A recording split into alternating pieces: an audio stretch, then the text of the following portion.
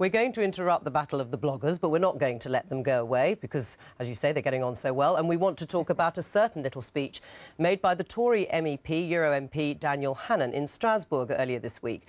We didn't cover the speech on this programme. In fact, no national news outlet in this country did.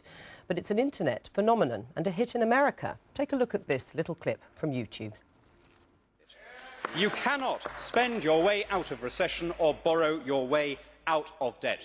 And when you repeat in that wooden and perfunctory way that our situation is better than others, that we're well placed to weather the storm, I have to tell you, you sound like a Brezhnev-era apparatchik giving the party line. You know, and we know, and you know that we know that it's nonsense. Everyone knows that Britain is worse off than any other country as we go into these hard times. The IMF has said so. The European Commission has said so.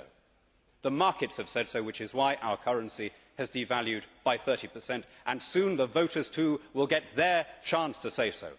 They can see what the markets have already seen, that you are the devalued Prime Minister of a devalued government. Well, I guess so here. I'm having a rest.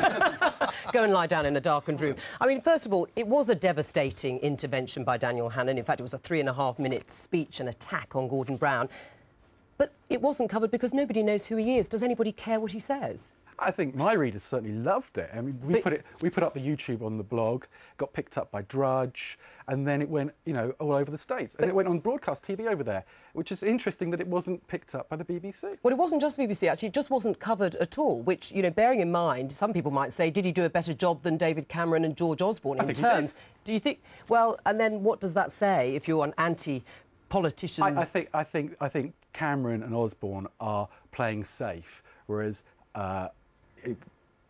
Hannan has an ideological attack, and he's very good at it, and he's very articulate. Well, Draper, I mean, it has been picked up. In fact, we've had lots of emails saying, you know, why haven't we heard from Daniel Hannan? I mean, I suppose in the blogosphere, lots of people who agree with each other say the same thing. So what's the point? If all you do is send it to the same people who are in the same gang, it doesn't really get you anywhere, does it? No, I think the blogosphere is quite a small little world, and, you know, it's full of sort of obsessives like Paul. And you. To be honest, you know, what we're trying to do with Labour List is reach out beyond that to Labour activists across the country. Hang on. Does it, now, as for Daniel Hannan, or whatever his name is, quite a good Tory boy speech, wasn't it? Yes. It does tell you, actually, you know, how refreshing it is to see a Tory stand up and speak. Unfortunately, most of it wrong. Now, if you go to Labour List, you can see line by line why. Unfortunately, because you were so good last time round, we have to just ring it up then, unfortunately. But we can now say the BBC has run the Yes, we have.